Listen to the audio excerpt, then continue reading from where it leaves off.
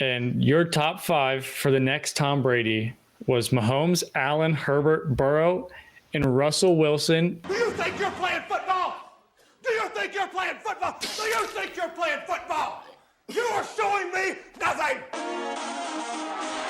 Fires, Mike Sims, Walker, knocked down.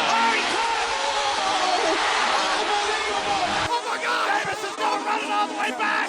Auburn's going to win the football game. In trouble, he's going to be sacked. No, gets away.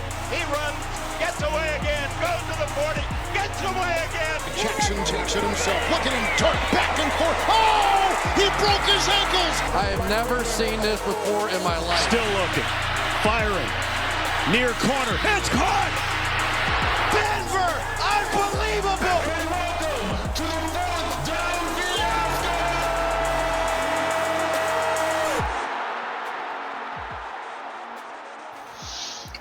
Hello and welcome back to Fourth Down Fiasco. I am your host, Danny Weber, because Jordan is out grading speeches or something. I don't know. He's a teacher now or something. But I am here today with Tanner. Say hello to the people, Tanner. Hello. Today's going to be a little bit different of an episode. Tanner's cooked something up. Hopefully it intrigues you all. But I'll throw it over to him to let him explain. Yeah, so I'm sure I wasn't the only one that thought last week was kind of a relatively boring slot of games. So I figured instead of us talking about a relatively boring slot of games, let's just kind of debate QBs going into the playoffs. We're ramping up towards playoff season. So Danny and I have both cooked up a list. We're going to rank our top 16 QBs in the league. So that's going to be the top half of starting QBs in the NFL right now, and seeing who we would want for a blank slate playoff team, playoff run, right? So we're going to go back and forth. We're each going to give our 1, then our 2, all the way down to 16. We're going to debate, figure out where we have these guys listed at between the two of us, and see how much we disagree, or maybe our list will be entirely the same, which would be kind of funny. That would be great. What are the odds of both of us getting 16 in a row? Then that just means we're objectively correct, to be honest. Like, that's true. So, yeah. Whoever's listening, do that math and let us know. Yeah, but after we do that, then we're just going to do our Fiasco Award real quick, talk about who was the worst of last week, and then we'll go straight into pick'ems for next week. We have not been keeping track of our pick'ems this year, but I would imagine our records are pretty good. Jordan's might not be good. He picks a lot of upsets, but yours and I should be pretty good. Yeah, we're probably like over 750%, like 0.75. Yeah. All right, perfect. Well, let's get it started. Danny, do you want to say who your number 1 QB in the NFL is? I'll start with reading off the playoff spots first, so then we know what teams we're talking about. So in the AFC, currently Kansas City is the 1 seed, followed by Buffalo, Pittsburgh, Houston to round off the divisions. In the wild cards, start with Baltimore, then go to the Chargers, then to the Broncos. In the NFC, we got Detroit leading at 10-1, followed by the Eagles, the 6-5 Seahawks, and the 6-5 Falcons, because the NFC is just weird. Then we have the wild card teams that are all better than the 3 and 4 seeds, the 9-2 Vikings, the 8-3 Packers, and the 7-5 Commanders. NFC is weird. NFC is weird. The NFC West and South are not very good, but the NFC North and East are insane. The AFC makes sense, minus the 4 and 5 seed, but it's like there's only 1 game, not 3. Yeah. But yeah, Minnesota wishes they played with Carolina. No, yeah, seriously. Are we going to pick a team and say if our number 1 quarterback goes, or how are we going to do this? Let's just say fringe playoff team. We don't have to be too specific, because I don't want us to get too bogged down into the details of, like, you know, would they fit into like the Colts system scheme, or whatnot? Yeah. So the top some quarterbacks should be able to just plug and play into almost any scheme. But exactly. But that's going to get tricky when we get down to like number 12, and it's like, would I rather have, you know, does Jameis Winston fit in with Kansas City? Yeah, exactly. He fits in anywhere. But no, my number 1 quarterback, if we're going all time, I got mixed up earlier. Before we started, I was going off of this year, so my rankings was completely off. But all time, my number one quarterback for any fringe playoff team or wild card team, you have to put Mahomes in there. Yeah, there's going to be zero disagreement from this end. Mine's the exact same. He has the accolades. He has the stats for the most part. This has been a down year, but I guarantee, like the Tom Brady down years, the playoffs are going to kick in and be like, wow, we all thought the Chiefs were going to blow it this year, huh? But that's just how it goes. And even with his down year, they're still 10-1. Exactly. Which is stupid. Brutal. Yeah. They probably have to be the worst, best team since that Steelers team that went 11-0 in, 2019? Yeah, but the Chiefs are actually like, I don't know. The Steelers team was fraudulent as hell. The Chiefs, I don't feel like are that fraudulent. Like the Chiefs actually, they're just. Like, I think the Chiefs can win the Super Bowl. I never thought that Steelers team could win the Super Bowl, right? No, that's true. The Chiefs have a lot of luck on their side, though. Like I think 9 of their wins this year have been by one score. No, it's been very close. So yeah, and that I have to bring up Cincinnati. Oh my goodness. Sorry. I have to bring up Cincinnati just because playing the other side of the ball, Cincinnati's 1-6 this year in one score games. It's like Kansas City could easily be on the other side. They could, but then that's where it gets tricky though, because then you have to look at like the coaching differences, right? Like who is able to rally in games, who's able to come back, and it's you have that gap there. So I definitely think the Chiefs aren't as good as their record says they are.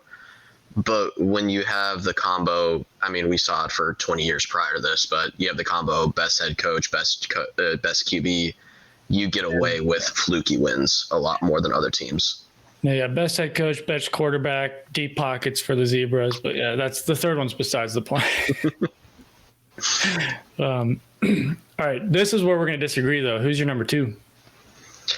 I have Josh Allen at number 2, and this is one that I think every year, probably in the last 3 years, I've changed who's been my number 2 QB in the league. I would say after the Bengals Super Bowl run, I had Burrow as the second best QB in the league. And then the year after that, I then was on the Lamar train. I had Lamar Jackson at number 2. And now this year, even though Lamar is having an MVP season, I've actually been moved that I think Josh Allen is actually the closest competitor to Patrick Mahomes in terms of best quarterback. And I think a lot of that just comes from the freak athletic tools that Josh Allen possesses. I mean, he has probably the strongest arm in the NFL. Maybe you could argue someone like Anthony Richardson or like Herbert's also got a really strong arm. I'm trying to think of some other guys that have like really powerful arms, but like you could maybe make an argument, but I think Josh Allen by far has, or at least in my head, I think he has the best arm in the game right now. I think he's gotten a lot better at just reading downfield, being able to make his reads. He's playing smarter football. And for, an offense that should have been worse, I mean, the offense is clicking better than it has in the last few years. So that's why I've been moved to have Allen up here at 2. No, that's fair. I love the memes where it's like they got rid of Diggs and stuff, and they're like, "Oh, who needs a number 1 wide receiver when you have the power of friendship?" And it's just like your 3 best friends. Yeah, Coleman. But I feel like the only current quarterback that can kind of compete with Allen's arm strength is Richardson. That's what I was thinking. Yeah, that's why he was my first. There was a play this weekend. It ended up in incomplete pass, but he got hit at like the 5-yard line and ended up overthrowing the wide receiver at like their own 40. I'm like, no, Richardson's insane. He couldn't even step into the throw. Like as he was going into it, he got hit backwards and just, I don't know what he did. Flipped it 60 yards downfield. It was stupid. But no, my number 2, you can call me a homer. You can call me whatever you want. My number 2 is Burrow. And it's only because he's won in the playoffs. He hasn't won the Super Bowl, but out of the other 2 quarterbacks you mentioned with Allen and Jackson, he's gone further than any playoffs than they have, even though they've been around longer. And if we're looking at this year, he's one of the if the Bengals weren't 4-7 or whatever they are, he'd be leading the MVP race. He's 3rd in yards, 1st in touchdowns, only 4 picks, 2nd in total QBR. And throw him on any playoff team this year, or any team with a decent defense, and they're probably looking to challenge Kansas City for that 1 seed. No, it makes a lot of sense. The only reason I've had Burrow lower the last few years is Burrow's never not had a phenomenal skill position situation around him. I mean, think about the last couple of years in Cincinnati. I mean, he's always had amazing targets to throw to. And I mean, think about those LSU years, right? Like, think about those LSU teams that Joe Burrow had. Joe Burrow has always been the benefactor of phenomenal skill position talent. And again, that doesn't necessarily like say it's like, oh, he's, I don't know, getting an easy pass in the NFL or he's like cheating those ways. But we've never seen Joe Burrow do less or do more with less, right? We've never seen him have kind of the offensive ineptitude in terms of skill position and offensive scheming that you've seen Lamar Jackson and Josh Allen have. And it's just seeing those abysmal offensive situations be completely elevated by the quarterback. That's why it's been so hard for me to like jump Burrow up in my head. But the playoff resume is definitely the thing that, you know, when you look at it and it's like, okay, I want to win a Super Bowl, it makes sense that a lot of people are going to say, well, who has the best playoff resume between those three guys? It's the one who actually went to the Super Bowl. Yeah. What game was it? It was a couple weeks ago. Let's see if I found it real quick. Yeah. Against the Raiders, Burrow threw for 5 touchdowns. How many of those do you think went to his main playmakers? I would assume, since you're asking me, I would assume Higgins did play. Did play. I would assume maybe 1 Chase touchdown, 1 Higgins touchdown, and then 3 to everybody else. 0. None went to Chase. None went to Higgins. None went to our. It was our number 3 and our number 2 tight end that caught the touchdowns, and then Chase Brown had one, but it was a 1-yard pass. So 4 touchdowns went to the tight ends that game. 3 did, and then Andre Yoshibas got a touchdown. Okay. So he can. And then Trent Irwin had a 3-touchdown game last year. I remember that. Yeah, I remember the Irwin big touchdown game. So it's a very limited sample size, but he can make his not his 1 and 2 wide receivers better. But no, and 1 or 2 games. But even in those games, right, Chase and Higgins are still playing, right? Yeah. So when you take that into account, right, it's like think about Juju's best years with the Steelers, right? Who was he lining up alongside? AB. He benefited from Antonio Brown getting a ton of attention, and everybody's like, "Oh man, look how good Juju Schuster is!" And it's like, Juju's was a solid wide receiver. You know, you could even argue that he was a top end wide receiver too, but he would never had the skill set to be a wide receiver 1. It's just when you have all that attention taken off by somebody who's way better, it makes it easier, right? So, you know, when you have a lot of the defense, because I'm sure the Raiders went into that and they're like, okay, we got a game plan around Jamar Chase and T. Higgins, right? And they probably played well to hold them together.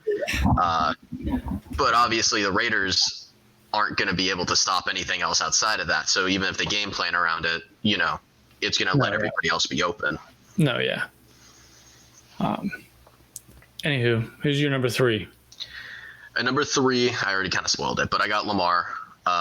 And for Lamar's case, he's the best rushing quarterback that's ever played in the NFL. I don't want to hear the Mike Vick arguments. Mike Vick Mike Vick's the best. Yeah. Is Lamar Jackson overpowered in a video game? No. Is Michael Vick? Yes. Has he not been? I haven't played the last few Maddens. I mean, I'm sure one of them, Lamar Jackson, was overpowered though. The last Madden I bought had Antonio Brown on the cover. Hey, me too. Hey. Well, that's the last one I bought at full price. I've bought in some on sales for $10. Oh yeah. That was the last actually, time I didn't I buy that cared about. Lamar's he's the best rushing quarterback that the NFL has ever had. He's progressed so much as a passer in the last 2 years, because that was really the big thing holding back Lamar Jackson was, okay, yeah, he's a running back for sure, but is he a good quarterback? And we've seen him have the capabilities to actually make deep shots downfield, to make plays happen out of the pocket, to make improvisations in the backfield, and also finding things down the middle. He's done so much better in that. And when you watch the Chargers game last night, he played phenomenally against a really staunch Chargers defense. I heard he missed quite a few throws. I didn't watch the game, but I saw a couple of people talking that he overthrew quite a few wide receivers. There was like one play from one, because I watched the full game. There was maybe one or two plays where he did have an overthrow, but there was definitely throws that he hit right on target. No, I'm not saying he didn't, but and it's just one of those things where they were just deep shots that guys like Mahomes, Allen, Jackson, Burrow, those are the only guys who hit those types of plays, right? Like those are the only guys that get those Hail Mary kind of, not exactly Hail Mary, but just get those huge shots downfield. And I think if people are saying that Lamar had a bad game last night, I think they're crazy. I don't know, because it was a very good performance against a really staunch Chargers defense that has held a lot of teams to few points. Now there is Lamar's kryptonite, which is the Pittsburgh Steelers, and in those games he looks like absolute dog shit. He can't even make open throws. I don't know if Mike Tomlin just has a voodoo doll and he puts pin cushions in it to prevent Lamar Jackson from playing to his potential. But I think Lamar Jackson is the highest ceiling quarterback in the NFL. I think if everything is working in his favor, he's going to have the highest peak out of anybody. The issue is he also has one of the lower floors of the higher QBs. He has a very wide range.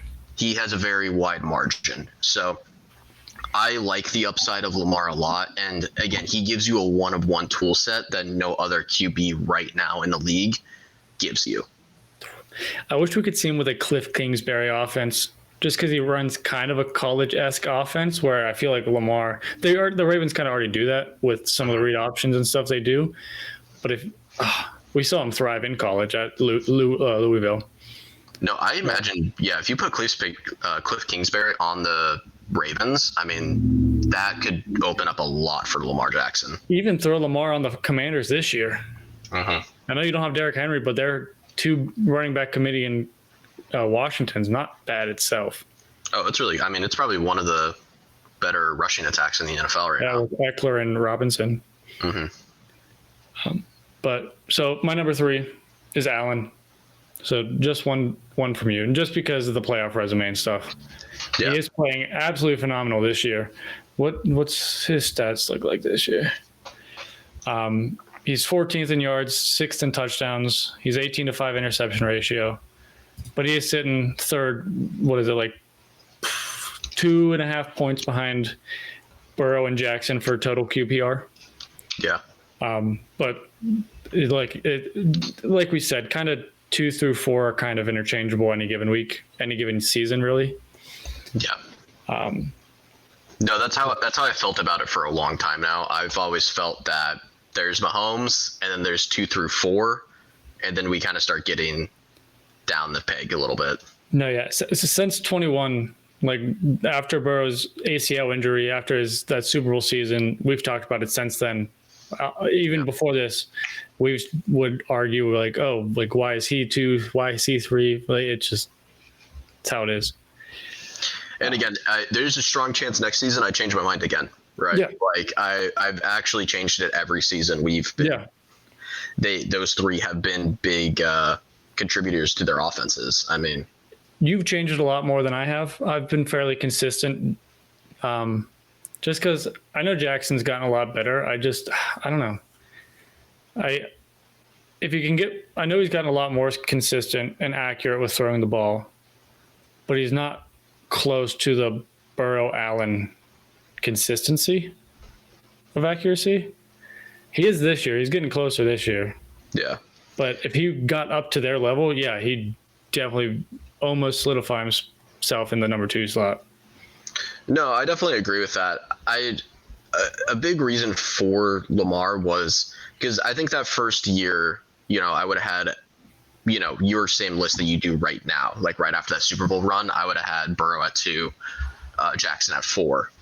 And a big part of that was really it's just he's improved as a passer.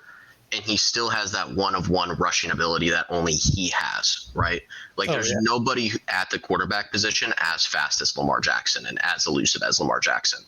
So I think even if he's just an above-average passer with that rushing capability, that's all, like, to me, that's like you have the potential to win a Super Bowl with that. Like, now, if he was an elite, like, bona fide elite passer, it would be a cheat code. But the fact that he's improved, because before he was a below average passer. Like, I didn't think he was a great NFL passing QB. But in the last 2 to 3 years, I do think he's better than I would say. Honestly, like once we get past like 6 or 7 on my list, I think he's a better passer than all of those guys. Oh yeah, there's a couple, yeah. But I found this. So before we even thought of podcast, we decided we were going to launch. We kind of did something called Gridiron Guessers. Channel, right? The Instagram, the Gridiron Guessers, and I found the quote next Tom Brady, and this was posted. Or we made this right in the middle of the Bengals Super Bowl run. Mm-hmm. And your top 5 for the next Tom Brady was Mahomes, Allen, Herbert, Burrow, and Russell Wilson with an apostrophe that says, if he gets out of Seattle. Or an asterisk, sorry. Wow. The Russell Wilson in my head has been so bipolar. It has been unreal. I love that. Number 5, Russell Wilson, if he gets out of Seattle. We need to clip it where I show this and then we show the clip of you like, I would rather have Mason Rudolph in Pittsburgh than Russell Wilson. And the worst part is, when I was making this list, I was towards the end and I was like, shit, do I put Russell Wilson up here? I don't have him on my top 60. I don't either. That's a spoiler. But the fact that I was sitting there debating if he was a top half of the league NFL QB, when at the beginning of the season I was like, I'd rather have Mason Rudolph. It's insane. And then 3 years ago, you had him top 5. To be fair, 3 years ago, he was top 5. Seattle, he was pretty good, yeah.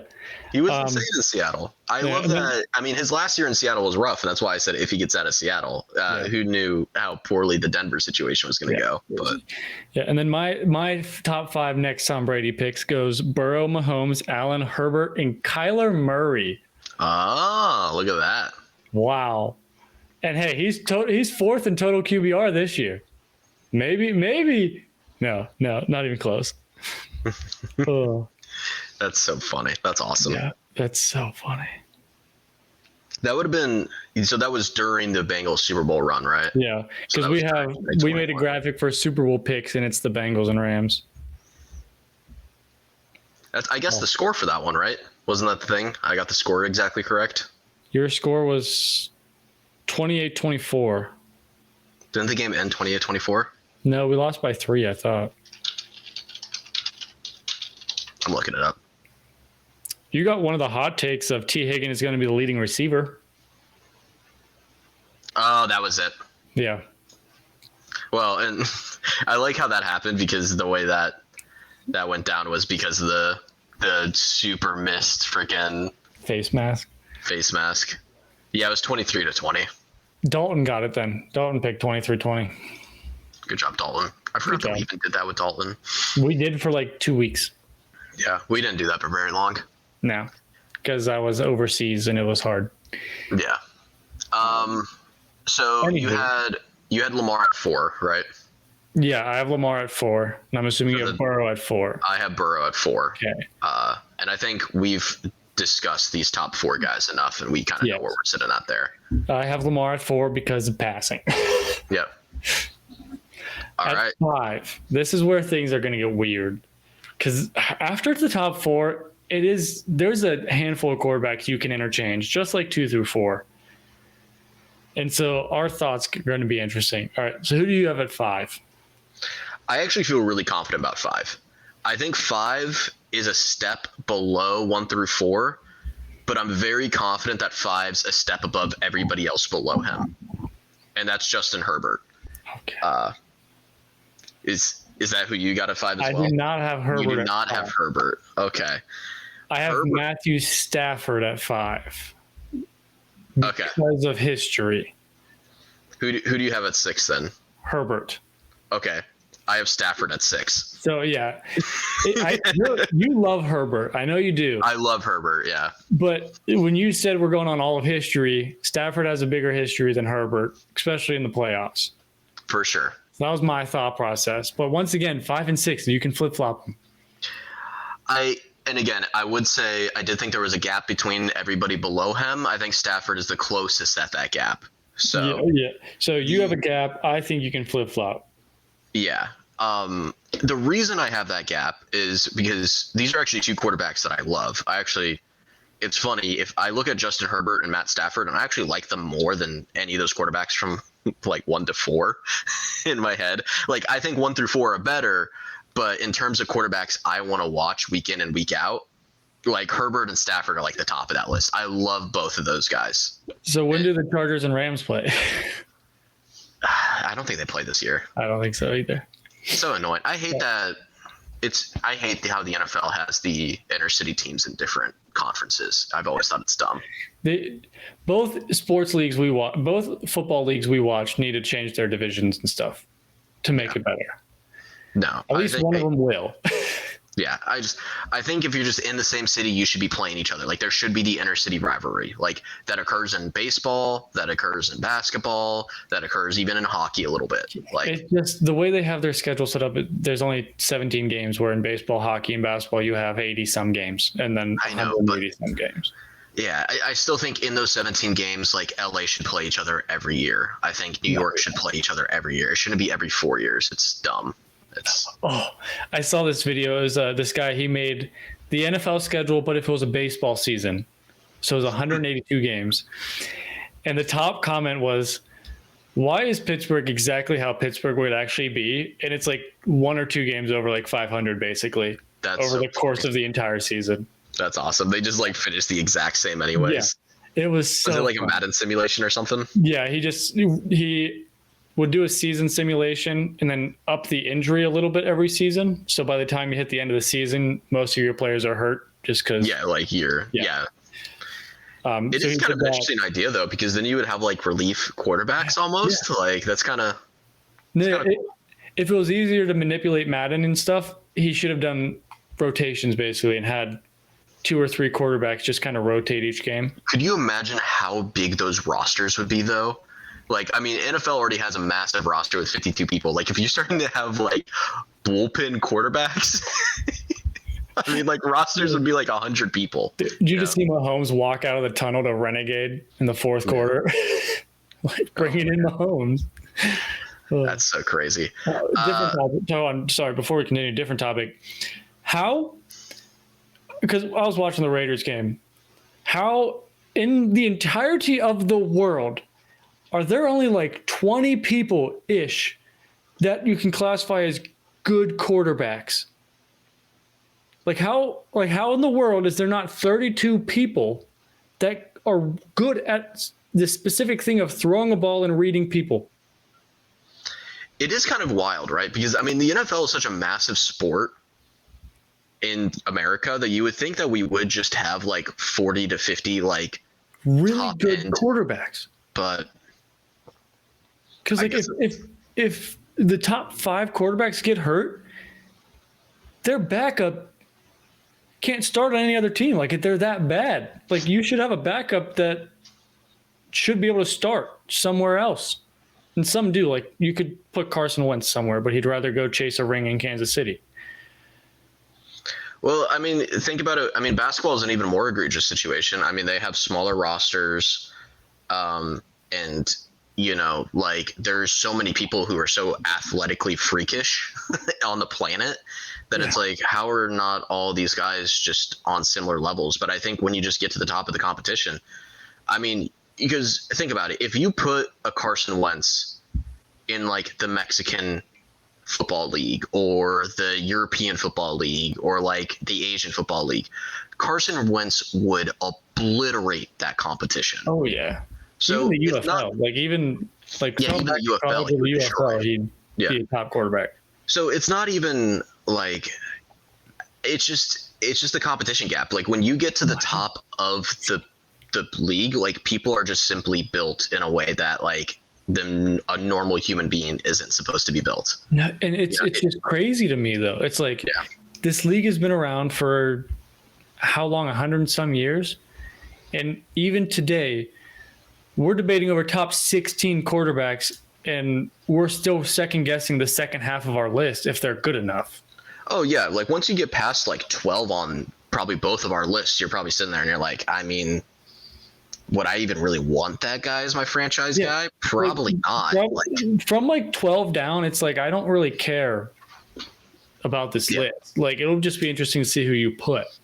Yeah, no, then that's the main reason why I wanted to do like the top half of the league, because it's like when you look at it past 10, it's like, okay, now we're not even really dealing with franchise QBs. We're dealing with almost stopgaps or kind of bandage fixes or potential franchise guys who, aren't even a surefire thing. Sports are interesting. I mean, I looking into the optics of like why a QB doesn't work. I mean, it's the same as like, why isn't there more people who are built like LeBron James, right? Why isn't there more people who, think about tennis stars? Like, how is it that, someone like Novak Djokovic wins like 20 World Opens or whatever it is, or things like that? I'm not super versed in tennis, so I can be like extremely off on that. But I know like Alcaraz and Novak Djokovic, like those guys are just insane and they just dominate everybody. And it's like, okay, tennis is a popular world sport. Like everybody plays tennis. Like I played tennis a little bit growing up, Better example, soccer. Yeah, soccer, right? Like how is no one on the level of Messi, Ronaldo, and Mbappe? Like why are there only 3 people in the world that are the greatest at this current time period? Human beings are weird, man. Yeah. Yeah. We didn't have you even look at it in history, like nobody could have been a George Washington besides George Washington, right? Nobody could have been an Alexander the Great besides, you look at all sorts of different examples. It's just, we're a weird species. Yeah. Okay, so we had the Herbert and Stafford flop with each other, 5 and 6. My list is going to get weird from here on out. I forgot a quarterback, but I don't really know where to put him in because I think you're going to have him pretty high, but that's okay. Who do you have at 7? I have CJ Stroud at 7. Really? So even after the year he's having, he's had one good year and he's had a really bad year this year. I wouldn't classify it as like a really bad year. It seems like a slump. Like it's nowhere close to how he's been performing his first year. I will give you that. And it's a concerning downfall, but I'm not out on CJ Stroud yet. But high enough to put him at 7 or at 7. I just think from what I saw his rookie year and just how kind of terrible the O-line's been in Houston, I still think CJ Stroud's got that. Like there's a different it factor with him. Like when I watch CJ Stroud, I just think that guy can will his way to a victory. Like it's almost that competitor gene. Like I watch CJ Stroud and I'm like, this guy's got what it takes to be a franchise guy. I've seen him perform in that way. And yes, he might not be doing that consistently this year, but I think there's a lot bigger issues with the team that are just being shown. And it's hard to evaluate these really young guys, but of the really young guys who have come out in the last couple of years, CJ Stroud's been one of the guys I've felt most confident in.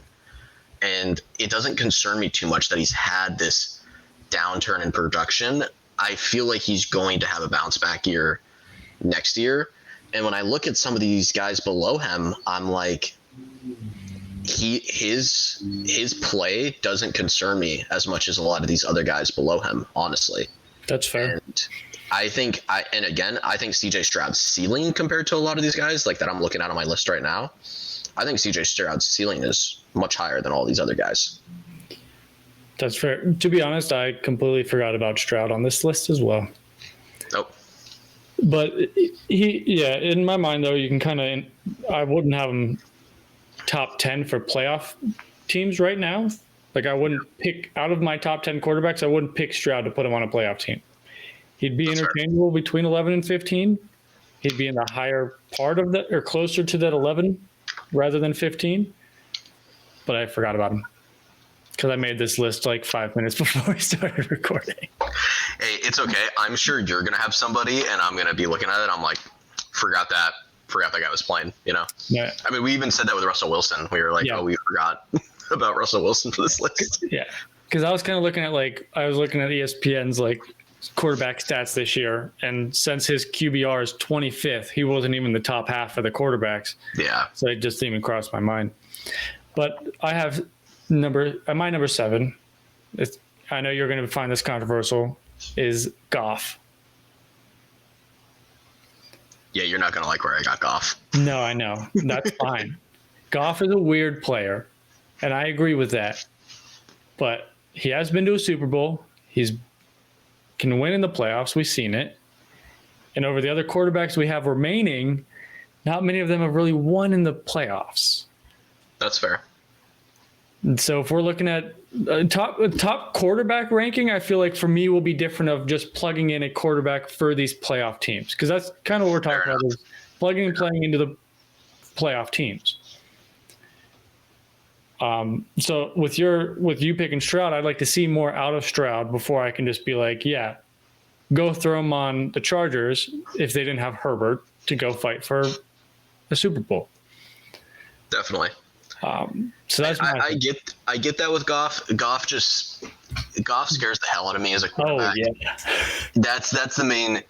I actually am probably higher on Goff than a lot of people are, because I know people are very much like Goff is like, if you just upgraded Goff, the Lions would win the Super Bowl, but with Goff they can't. And I don't think that's true at all. I think the Lions absolutely can, and I'm hoping they will win the Super Bowl with Goff, because I think it's a really good story. It's just Jared Goff, of a lot of the top guys, he's the guy that has the biggest, just like, I don't know, he's just the biggest like goofball out of everybody. Like he's just he's the closest one to Jameis Winston as like a starting caliber quarterback can be, you know. Where Jared Goff, he's not going to ever win you a game. He's going to do enough to play well and get you to where you need to be, and he's going to run that system really well. But Jared Goff will absolutely lose you a game. If Jared Goff is having a bad day, he's going to go out there and lose you a football game, you know? He tried against Houston, but his team still won. But honestly, in his last 5 games, he has 5 picks. Yeah. All in one game. That one game, yeah. If you took away that one game completely with touchdowns and interceptions, he has an 18-4 touchdown to interception ratio this year, which is pretty solid. Oh, it's really good. Yeah. And 8th in yards, so you'd have to subtract 240 yards. I don't know where that puts him. That puts him at 2,500 on the season. I don't know what that is ranking wise. Yeah.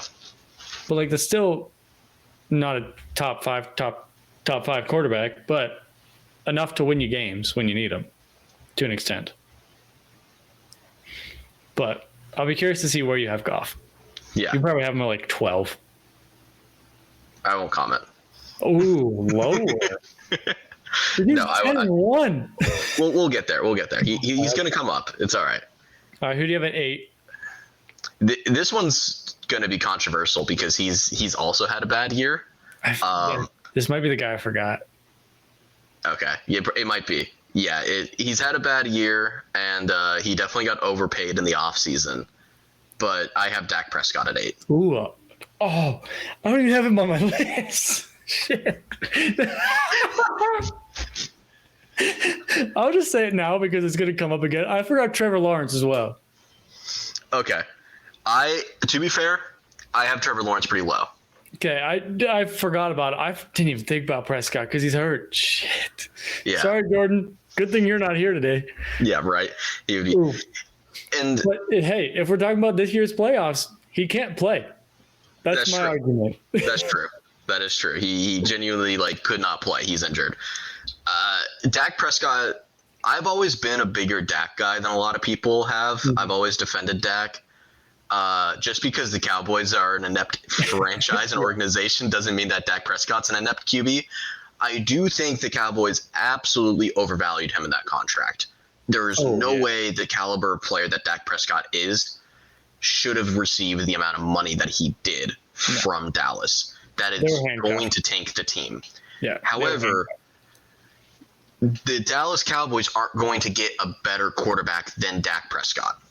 That is the best person they could have in the building right now. I still think Dak's a top 10 QB, even though he has a little bit of Jared Goff in him sometimes too, where, he can look terrible.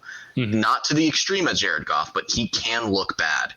Yeah. And no, I again, he's had a bad year. I don't like how he's played, but I still have seen enough out of Dak Prescott's career that I trust Dak Prescott a lot more than I trust a lot of the guys lower on this list. And that even goes to Jared Goff, who we already discussed. And it's weird because, we watched those two battle head-to-head this year, and it was not pretty. Bad. It was bad, but I don't know. I think if you put Dak on the Lions, I think they would be a better team. Yeah, but even just looking at other playoff teams, throw him on Seattle, Atlanta, at least right now with how he normally plays, or even throw him on Washington, and Washington would probably be a better team. I think you throw him in Pittsburgh, and I think Pittsburgh's a better team. Yeah, there's a lot of teams that he could make better. Even Denver, because he's a veteran. They're not playing with a rookie who cost them their first 4 weeks. They went 2-2 their first 4 weeks. They get passing yards and a half. Yeah. I don't know if you've seen that. Have you seen that people are saying Bo Nix should win Offensive Player of the Year over Jaden Daniels? Because they separate it into 2 seasons, basically. If you took the first half of the year, it's Jaden Daniels. If you take the second half of the year, it's Bo Nix. But I still, in my head, I still don't think it's that close because, Jaden Daniels' last few weeks haven't been good, but they weren't nearly as bad as Bo Nix's first couple of weeks. Bo Nix had a half where he had negative passing yards. Yeah. No, yeah. I'm on the Jaden Daniels Offensive Rookie of the Year train. Unless something drastic happens, it'll stay that way. Yeah. All right. Who do you got at 8? My 8 is Jalen Hurts. He's okay. I don't know. Really, I left quarterbacks off, so my list is going to get real funky real fast. But he's made it to a Super Bowl. He's 8-2 this year, or 9-2 this year. He didn't have as bad of a sophomore slump as CJ Stroud is having, but he does benefit from having Saquon Barkley this year. Definitely. He might win MVP, or at this rate should win MVP. I think you're going to really disagree with where I got Jalen Hurts at. That's fine. Honestly, after 6, quarterbacks just get weird. They do. Jalen Hurts is hard for me because I get it. He has been to a Super Bowl. There's just something about Jalen Hurts' game that it almost just seems fraudulent to me. And I don't know why. It's almost the same way when Ben Simmons had that really good rookie year after coming off that injury. There was just something to me when I was watching Ben Simmons where I was I don't think this guy's got that sauce. I can tell you what it is. All his stats are inflated because that damn tush push. I know. That's exactly why. And I just don't think Jalen Hurts is a plug-and-play guy. I think you take him out of that system and you put him in a different system, I don't think he's that good of a quarterback. I don't think he's very accurate. I don't think he's that dynamic as a rusher. I don't think he has that strong of an arm. And he has probably a top half arm. He does, but I don't think he has a top 5 arm. No, the accuracy is kind of rough. I mean, remember the Hail Mary at the end of the Super Bowl that he threw that went 20 yards? Oof. Yeah. I'm low on Jalen Hurts. I've always been low on Jalen Hurts. So,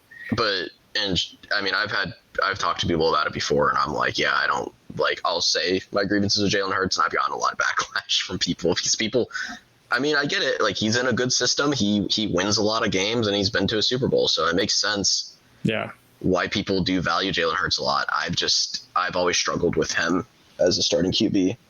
No, that's fair. But so what? That takes us to 9. Yeah. I have Jordan Love at 9. Okay. I have Tua at 9. Really? You have Tua? He's been pretty good. Besides that, he almost died like 3 times. Okay. I'll spoil my list. Tua didn't make the cut. Really? I am not a Tua guy. I'm not the biggest Tua guy, but if I had to pick a quarterback over the bottom half of the league, what we should have done is taken a playoff quarterback and put him on a team that's fighting for a top 10 pick to see where they would have ended up. Where they would end up, yeah. Because, like, I would switch Tua with a lot of the other quarterbacks over Love. No, definitely. I mean, that's what it comes down to, though. Do you like Tua as a quarterback more than Jordan Love? Honestly, to me, they're very similar players. They have a very, like, you could, in my head, you could almost say Tua is the left-handed Jordan Love. Interesting. That's how I see them play. Okay. Maybe I'm crazy, but we've also only seen a year and a half of Jordan Love. Yeah. No, definitely. And that's another part is I am valuing the younger guys a little bit more than you have so far this list. And I think that's what we're kind of running into. And I'm looking, if we're making a Super Bowl run, I want playoff. Tua hasn't really made the playoffs all that much, but playoff experience or experience. Yeah, you want the more veteran experience. Yeah. So that's kind of my list, is more experience over, like, I have one rookie on my list. Okay. So let's get down to 10 then. So you have Tua at 9. I have Jordan Love at 9. I have Kyler at 10. Okay. I don't. I don't think we're gonna match with any of these last ones, just because there's so many there is so random many quarterbacks. Yeah, there is. Yeah, and it is funny though. We're 1 through 6. We were together. You know, we had all the same stats. Yeah, we have so far off from 7 through 10 so far. These last 4 guys. I thought about putting Kyler Murray pretty high up on this list. Instead, I went again for experience. Yes, he doesn't really have any, but Cousins. Okay, we're not too far off on that because I have Cousins at 11. Okay. So I have Cousins 1 spot lower than Kyler. Okay. And the only reason I think I have that is just how immobile Kirk Cousins has been coming off of that injury. That's fair. And that's the only thing that's kind of holding Cousins back. I still like Cousins as a passer more than Kyler, but Kyler just has more. In the playoffs, you're going to get met with a lot of, oh shit. What? My whole computer went black. That was weird. You can hear me though, right? Yeah, I see you. You're moving. I can still hear you. Cool. Interesting. I don't know why that was weird. I won't worry about it.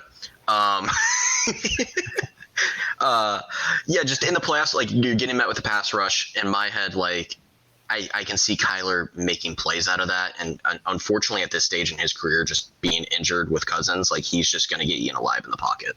That's fair. Yeah. They're drastically different, even height-wise. Like, they're 1,000% different quarterbacks. And it goes back to what team you put them on. Oh, absolutely. Like, if you have a top 3 offensive line, yeah, throw Cousins in there and he'll pick apart a defense. But if you have a top 15 O-line, put Kyler Murray in there. Let him be a little elusive when he needs to. Definitely. But I think we cooked there. I mean, having kind of Kyler and Kirk in the same area. I didn't put Murray that high. Oh, okay. You're not gonna like my 11 just because I was panicking at the end of this list, but I kind of regret it. But Darnold. Yeah, Darnold didn't make the cut for me. Bad. That was just bad. And I was just basing it off this year. Just replace Darnold with C.J. Stroud, and then it's who else did you forget about? I'll replace. We'll say we flipped. I'm replacing. I meant Kyler Murray. Sorry, I was looking at a different list. My 11 is Kyler Murray. I'm like, dude. I mean, Darnold's had an okay season. Like things have been going well, but like Darnold cannot make this list. Yeah, that's why I should have really done this earlier, not right before we started. It's all right. Yeah. All right, who do you have at 12? This is where Goff lands for me. Oh, okay. So that's not horrible. No, again, Did I say 12? You did say 12. Wow. Damn. Yeah, no, you guessed it right on the money. I don't, like I said, I don't hate Goff. It's just of the guys we've talked about so far, if anybody's going to lose you a game, besides Darnold, who we've just mentioned, if anybody's going to lose you a game, Goff's going to lose you a game, right? Yeah. That's what lowers him all the way down here at 12. Yeah. My 12, my last 5 are going to be controversial. It's fine. But I want to see him on a better team. We've only seen him on shitty teams. Give me Derek Carr. Okay, Derek. Hey, I love Derek Carr. He did not make the list. That's fine. I don't expect most of my other players to make your list. But he's not a bad quarterback. He's serviceable for the NFL. And also, I'm taking into account I'm not picking rookies really because of the experience. Yeah, definitely. Like if I made this list with more than 10 minutes, probably would look a lot different. Yes, I'd probably have a little more rookies on there. But this is just kind of going X rookies basically, because rookies usually flop in the playoffs. Well, yeah, I will say I didn't put a rookie on my list. Okay. So I didn't put a rookie on my list. I think the youngest guy I have on here is actually C.J. Stroud. Okay. Just because I think of all the young guys, I think he's the only one who could be there. But I mean, to be fair, out of this rookie class, I mean, I think this rookie class has the potential to completely shake up this list for the both of us, you know? No, yeah. Like, I have one. I said it before, I have one rookie. Yeah. So we'll get to that. Is that who you have at 13? No. 13, I have Love. Love. Okay. That's where I have Love. And I get it with Love being that low because Love's a gunslinger, right? Like he's going to throw whatever ball he wants. I mean, he plays really very similarly to Brett Favre. And again, that's why it's so funny. Packers keep getting that going in there. Well, it helps when you sit a quarterback for 4 years and he learns off the guy who learned off of Brett Favre for 4 years. Exactly. So, no, I get that. I get the turnover situation. I'm higher on Love just because I like his capability as a passer. I'm just thinking earlier this year when they had to throw in Malik Willis and he won more games than Jordan Love did. That's fair. Yeah, that Green Bay offensive scheming is pretty good. Yeah, but so who's your 13? This is a biased take. I'll say right now it is a biased take, but I got Baker Mayfield at 13. Okay. Yeah, right. I mean Baker's got that dog, right? He's got that dog. He has that dog. That he is my 14th. You got Baker at 14. I have one spot below you. Okay. And honestly, I think this is kind of fair for Baker. I mean, I think he's reestablished his career. I wouldn't take him any higher than, this 13, 14 range. Like, I definitely wouldn't take him over Goff or Cousins or Murray. I think he's a step below any of those guys. But, man, I love Baker. Like, if that's the thing is you put him in a playoff setting, he can fuck around and win you a game. For sure. He's not going to be nervous. He's just going to be Baker. He will. Gosh. Did you see that they asked him if he was Italian after the game? That's so stupid. So dumb. So dumb. But all right. So yeah. So who do you have at 14 then? If I have Baker at 14, This is where I get Jalen Hurts. okay, that's fine. Yeah, it's kind of this middle quarterback after like the established ones are weird. They are weird. Like they all show a light of being good, and then they have a bad couple games, and then they show it again, and then they go back. They don't just stay above. They're just kind of teetering back and forth. No, I definitely agree. And like I said, I think Hurts benefits the most out of his system over the guys I have above him. But I mean, Hurts has way more playoff success than any of the guys I got above him, right? Yep. Like Besides Hurts is the only one who, Goff has more, but that's about it. Well, about the same actually. Okay, who do you got at 14? Baker's my 14. Okay, Baker's your 14. My 15 is my only rookie on this list. Thinking back to the draft, who was one of my highest graded rookies, quarterback wise? It was Penix, right? Yes, but that is currently playing. Like if you were me, who would you put at 15 out of the rookie class? I'm just curious to see your opinion. Is it Drake May? It is not Drake May. It's Bo Nix. Bo Nix. Okay. Because he played the most games all time in college. He's not really a rookie. He's older than like half the starting quarterbacks in the league. But with that experience, it kind of ties back into my experience thinking. He doesn't have NFL playoff experience, but he has experience playing the game at the second highest level, third highest level. And we've kind of seen him. He got adjusted to the NFL, and we've seen him the last couple of weeks, and he has balled out. Can he continue this pace? Who knows? Yeah. But out of my quarterbacks and my one rookie thrown on this list, that's my quarterback. I was always very high on Caleb Williams. Mix.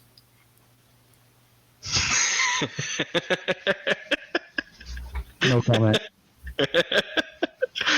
Okay. I hate Caleb Williams. I hate the strong word. I do not like Caleb Williams on the Chicago Bears.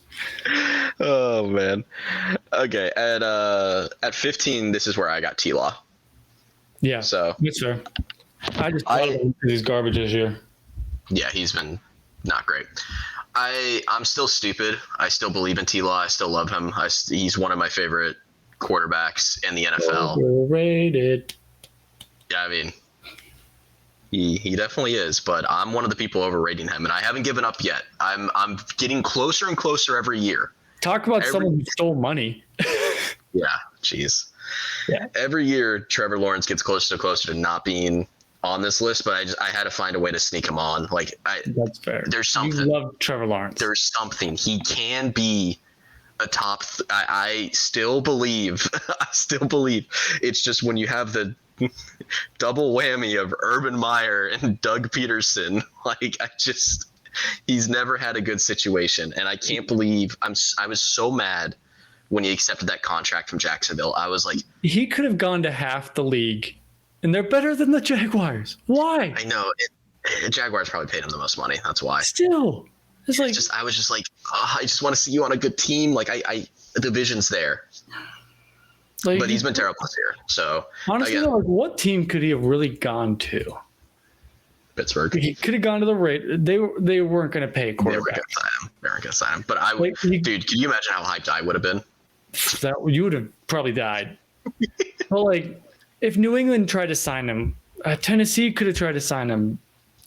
Raiders. Every other quarterback in the AFC is kind of set. I just don't like those situations. No, I know.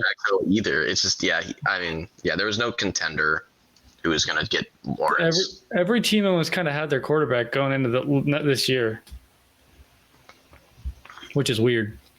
Who knows? But, all right, we should hurry up because we're already at 58 minutes. But that's okay. Your last and final pick, the midway point of NFL quarterbacks that you would throw on a playoff team this year, which – technically doesn't make him a playoff quarterback, but who cares? Your 16th pick. Again, I had 3 biased picks on here. I had Baker probably a little bit too high, but who knows? He might be actually the right spot. Then I had Lawrence, and then the last one I got Geno Smith at 16.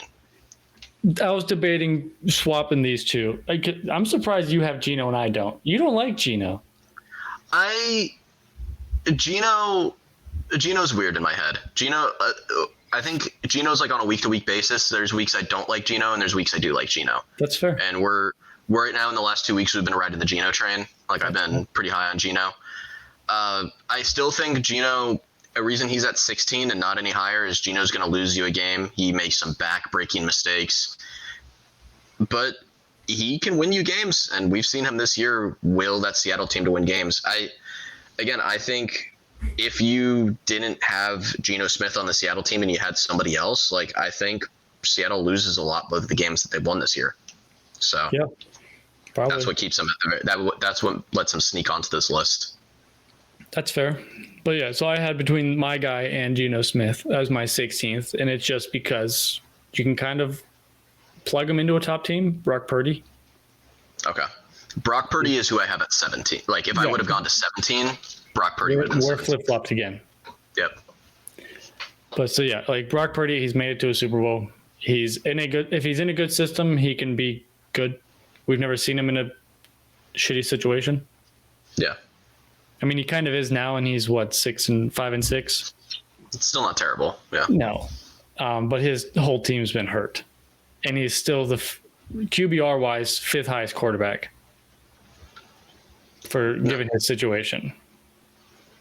Yeah, I've always mentioned it. We've talked about it a bunch. People like to overhate Purdy, and people like to overrate Purdy. Like it goes both ways, and the reality of it is Purdy's like a 15th through 18th starting quarterback. He is a serviceable quarterback. Exactly. He will not be your franchise. We should quickly go through our Fiasco awards and then quickly go through our pick'ems. We'll do one Fiasco award per. Yep. I got mine. I got mine as well. We might have the same one, but that's okay. Do you want to go first? Do you want me to go first? I'll go first because I only have one, and I assume you have multiple. I only have one. So. Oh, well, let's see what happens. Yeah. I'm going Quentin Johnson. Is that yours or no? Not mine, but okay. It should have been because I started him in fantasy this week. I think he probably had one of the worst games for a starting wide receiver in NFL history. 5 targets, 0 receptions, 0 yards, and 3 drops. And when I mean drops, I mean they were bad. They were bad drops. Like the Chargers could have won the game if he caught the ball. Because 2 of them, I think, were first downs, or at least could have gone for first downs. I mean, one of them was damn near close to a touchdown. Yeah. Yeah, one he just dropped. Yeah. No. So, yeah, Quentin Johnson, it's hard to say people cost someone a game in a team sport, but he cost them the game. Oh, he absolutely did. Yeah. I have since cut him from my fantasy roster. Yeah. Drop or drive kill. Drake London was on a bye. And I'm like, well, it's like, Ravens defense hasn't been good this year. And of course he goes out there and does that. It's like, okay, well, thanks, bud. Well, I'm glad I didn't take yours. Who's yours? Yeah. Mine's gonna shock you. Mine's Mike Tomlin. And you guys lost to the Browns. Yeah, and it's again, like I have been the biggest Mike Tomlin truther. I mean, like there's a non-zero chance my child is named Mike Tomlin-Vinsky. Like I love Mike Tomlin to death, but Mike Tomlin, he has his master classes, but he also has his disaster classes. And this was a Mike Tomlin disaster class. You can blame DJ Watt. Achilles heel. You could blame DJ Watt for not being good. I mean, it's not though, because think about like the years of Big Ben, like outside of Big Ben. True. But I mean, you could blame TJ Watt for becoming a ghost in the game. You could blame George Pickens for fighting a DB on the Hail Mary. You could blame a lot of people for what happened with the Steelers, but I really do think at the end of the day, it was a Mike Tomlin loss more than anything. He had terrible timeouts. He had terrible game management. I mean, it was just so many mistakes. And seriously, I mean, the Steelers were just woefully unprepared. They just thought they were going to be able to cruise their way to a win, and they do this every year. So while I was at work today, I made a note on my phone called Steelers Terrible Losses. And this goes since 2018. So in 2018, the 7-4-1 Steelers lose to the 2-10 Oakland Raiders. Honorable mention in 2018 is the Week 1 tie to the Browns. And Well, you also lost to the Raiders that year. You were watching it. Yeah, you were that's watching what I'm saying. That 2018, that's the same year. Oh, I thought you said 2017. No. 2018. I'm saying honorable mention is the Week 1. Okay. Those go back. The 2-10 loss in my head was a much more of a gut punch because Can I tell the story real quick? Yeah. So in college in 2018, Tanner and I lived together with two other guys. And Max, who was on the podcast one week during that Thursday Night Football thing, and Tanner were watching the game locked in Tanner's room because Carson and I, we both hate the Steelers. And so we like to just bullshit with them the whole game. So they decided to watch it separately. Our TV was ahead of Tanner's. And we saw Boswell slip on that game-winning field goal before Tanner and Max did. Carson and I looked at each other like, oh no, it's about to explode. And 30 seconds later, Tanner's TV goes, and I hear a slam on the desk and just a fuck. And Max storming out of the room. And it was probably the funniest, third-party viewing experience I've ever had. Oh, man.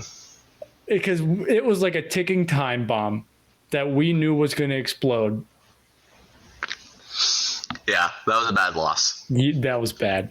And so, again, Tomlin loss. And we're going to, next year, 2019, 16-10 loss to the New York Jets to drop to 8-7, which results in missing the playoffs. We finished that year 8-8 with Duck Hodges and Mason Rudolph. Could have actually made the playoffs if we would have beaten the freaking New York Jets, but we couldn't because we didn't prepare for them. 2020, classic 11-0 roster loses to the 4-7 Commies, and then we proceed to lose to the Ryan Finley-led Bengals 2 weeks later. So again, two terrible losses. 2021, this one isn't a loss. You missed your playoff loss to Baker Mayfield and the Browns that season too. We also had that, but at least with that, I don't know. It's a playoff loss. I don't know. We're going regular season only here because the playoff losses have been just as embarrassing. But the 2021, I didn't pick a loss, but we tied the 8-0 Detroit Lions. So Right. Terrible situation. 2022, we start the season losing 3 straight to this Goliath quarterback situation. We lose 3 straight to Mac Jones, Jacoby Brissett, and Zach Wilson. 3 weeks in a row, we lose to those 3 QBs. 2023, we lose to the 2-10 Patriots helmed by Bailey Zappi. And we also lost to a terrible Browns team that was starting DTR. And then this year, we lose to the 2-8 Browns on Thursday. So this has been a situation that Tomlin keeps doing where he's beating and playing phenomenally against top-end rosters, but then we lose games like this. And there's an example from the last 6 years. And honestly, if I was bored enough, I probably could have grabbed 5 or 6 more. Oh, but yeah. But that's my fiasco Sunday award. Or Thursday. Ugh. That's fair. Yeah, I would not have picked Tomlin, so I think we were safe on our both picking one. Yeah. But all right, we're not even going to stop for a break. We're going to hop right in. Let's do it. We're going to rapid fire. Yeah. 4-7 Bears against the 10-1 Lions. Yeah, give me the Lions. Give me the Lions. 4-7 Cowboys against the 2-9 Giants. Yeah, I don't think Tommy Cutlets has got it, so I'm going to go with the Cowboys. Cooper Rush is looking pretty solid last week, at least. Yeah, he did. Yeah. 8-3 Packers against the resurgent 5-6 Dolphins. It's in Lambeau. Yeah, So I still that's- like the Packers. Yeah.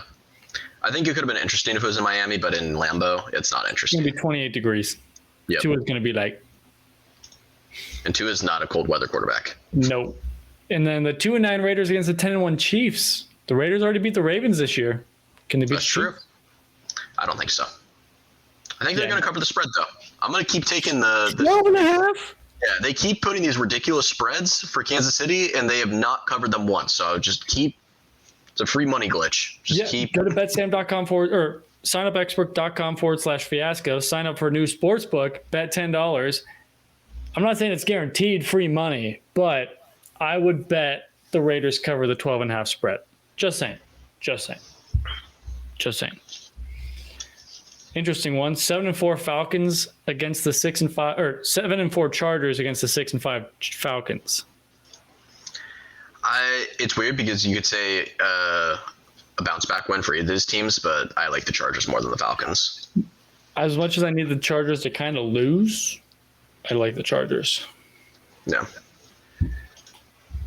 8-3 Steelers versus the 4-7 Bungles in Paycor. Sorry, in Paycor Stadium. Hey, look who's favored. Holy cow!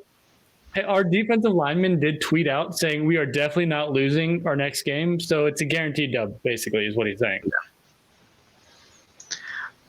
I'm going to take Pittsburgh here. I need Pittsburgh to win. You need Cincinnati to win. We're going to root for our teams. It's going to be a division game. It's either going to be 40-40 or 12-6. Who knows? It might be. It could be like. Can you imagine just super low scoring game?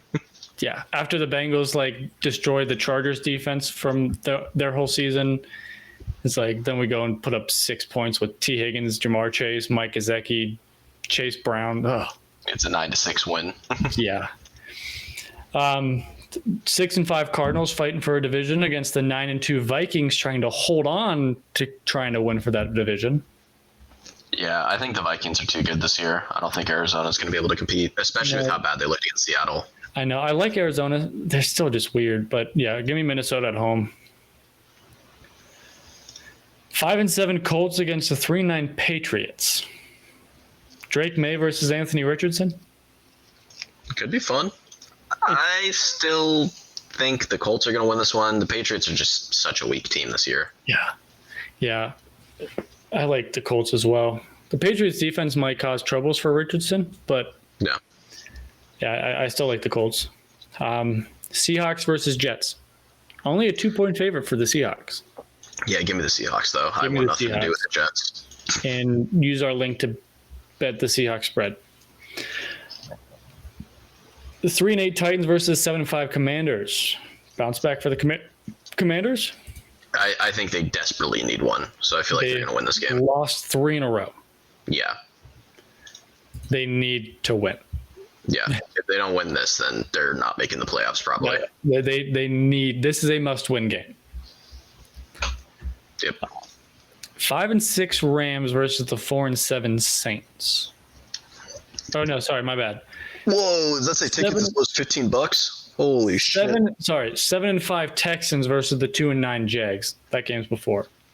For $16. Yeah, also cheap as shit. Yeah, I mean, give me Houston. Bounce back after that humiliating Titans terrible loss. The Titans loss, yeah. All right, 5-6 Rams, 4-7 Saints. I don't like the Saints this year, so give me the Rams. Yeah, give me the Rams. They're looking better with their wide receivers healthy. Yep. But yeah, $15 for that game, which is cheaper than the 5-6 Bucks and the 3-8 Panthers. Give me the Bucks. Give me the Bucks.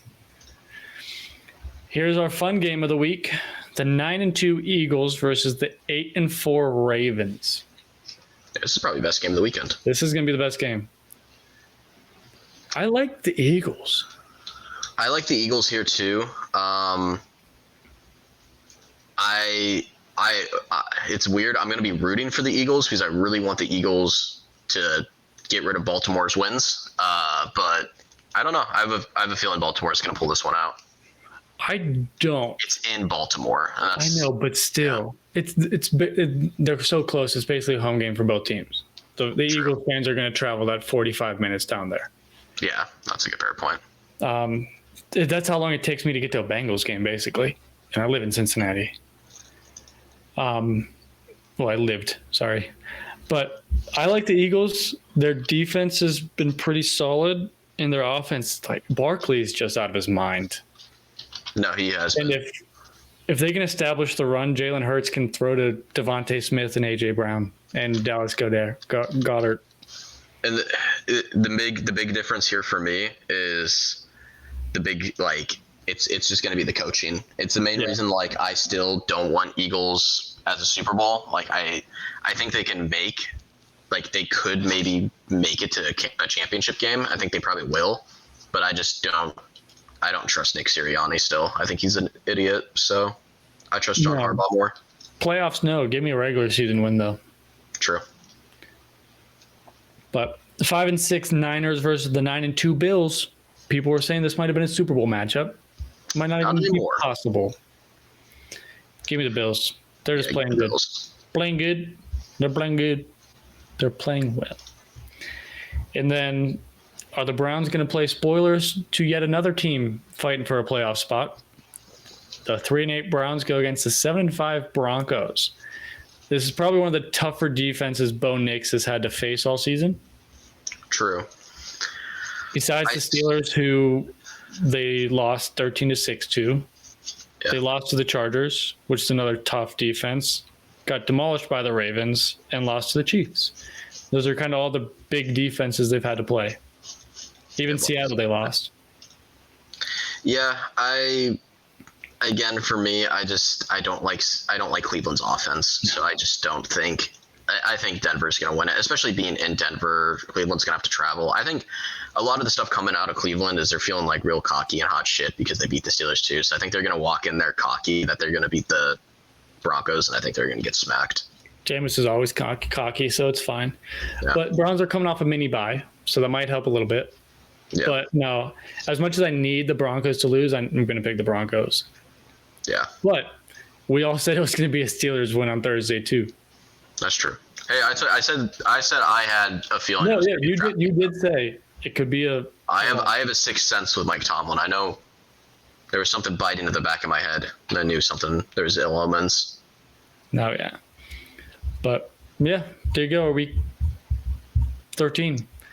There we go. After this week 14 is our anniversary episode that we started last year on week 14. We've almost been doing this for a year. Thanks for the few people that stuck around. They keep listening, yeah. Just wait. So Jordan and I work in the same office today, and we are cooking up some fire ELF ideas. So be prepared for the ELF season. That's our most popular season so far in our 1 year. But yeah, so stay tuned for that. That will be very exciting. It's hard to get into the NFL space. There's so many former players do podcasts now. Exactly. It's so flooded, but it's fun to talk. We wanted to do this for a passion project anyways, because we like talking about ball, and we're too far away to sit on a couch and talk. Exactly. So, to each their own. Hell yeah. Well, I think that does it here for us. We should mention that the Giants fired their head coach and GM. That's right. They did do that. Right after Malik Neighbors said, hey, it's not the quarterback's issue. Yeah. And yeah. RIP Giants. Rip, as always. Rip the New York teams. Yeah. Don't get much better than that. Yes, honestly. Any other news that came out of it? No. I don't think so. Yeah, I think that was about it. Sweet. Cool. Have a good Happy Thanksgiving. This is going out on Thanksgiving. Eat a bunch of food. Watch football. Wish me a happy birthday. Happy birthday, Tanner. Happy birthday to you. Happy birthday. Yeah, that's about it. But yeah, everyone, if you listen to this, tweet at us saying happy birthday, Tanner. If we get no tweets, we know no one listened. Or Instagram messages, rip. But you want to sign us off? All right. We appreciate you listening. Again, please wish me a happy birthday on Thanksgiving this year. And hugs and kisses from the whole team.